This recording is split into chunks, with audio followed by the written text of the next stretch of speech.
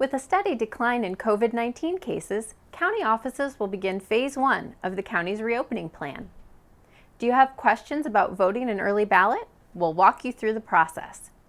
And mosquito season still lingers. We've got the tips to help you fight the bite. These stories and more, this is your County Line.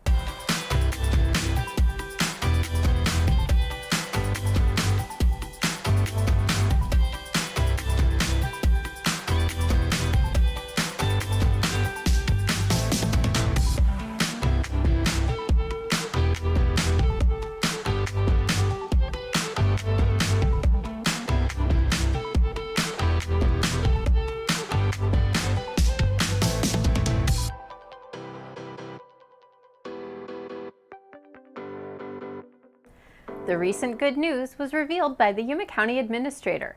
Yuma County has started their phased approach to reopening. With Phase 1 underway, the public can visit, but with some restrictions.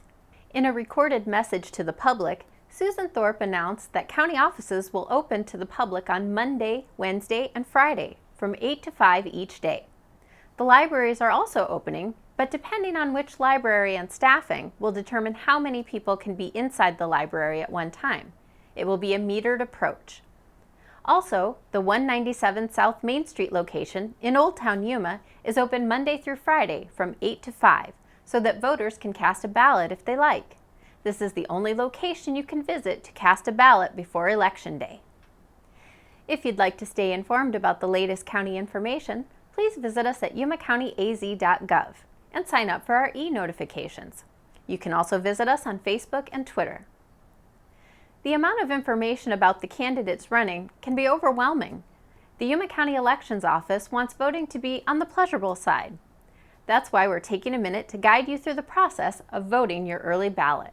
Early ballots in Yuma County will start being sent out Wednesday, October 7th through Friday, October 9th. We're asking registered voters to look for the blue envelope in their mail that will contain their early ballot. Read the instructions on the ballot itself. Don't vote for more than that contest allows. The standard things apply. Make sure you're fully filling in that bubble so that there's no question that you're voting for that individual.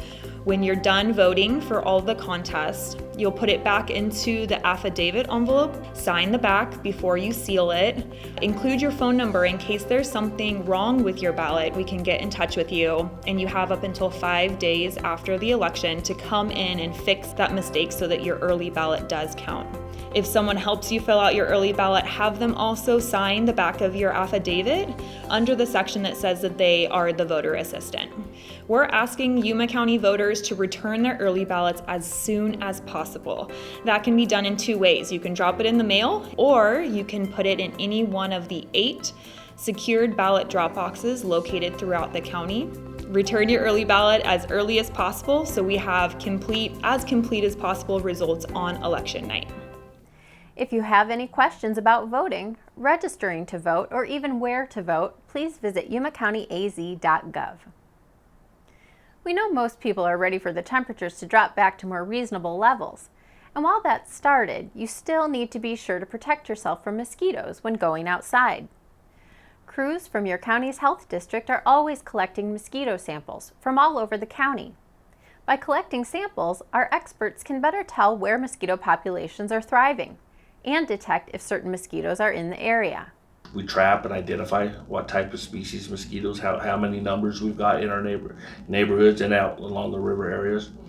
And then based on those traps, based on what we're finding in our mosquito or in our traps and the numbers we do, then we go ahead and treat. Remember, early mornings and dusk are critical times for mosquito contact. This is when they are most active. Get rid of any standing water near your home. Even a soda cap full of water can be a breeding ground for thousands of mosquitoes. Use a repellent containing DEET and wear lightweight clothing that covers the arms and legs. There's more information on the county's website. Check it out under the Health tab. I'm Elia Juarez, and this is your Library Update.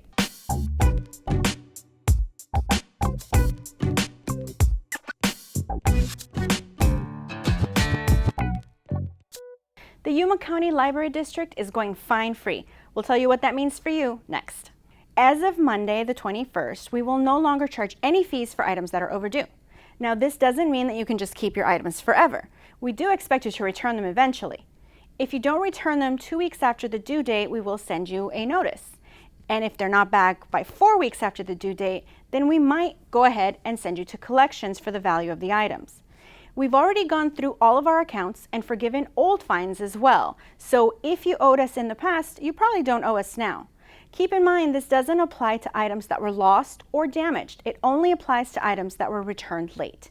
For more information on fine forgiveness, fine free, and any other events that we have going on, as well as updated information on what's happening at the libraries as far as reopening and those kinds of things, you can always check us out online at yumalibrary.org. And make sure to follow us on all of our social media platforms. We're all over the place. We're on YouTube, Facebook, Twitter, Instagram, and Pinterest.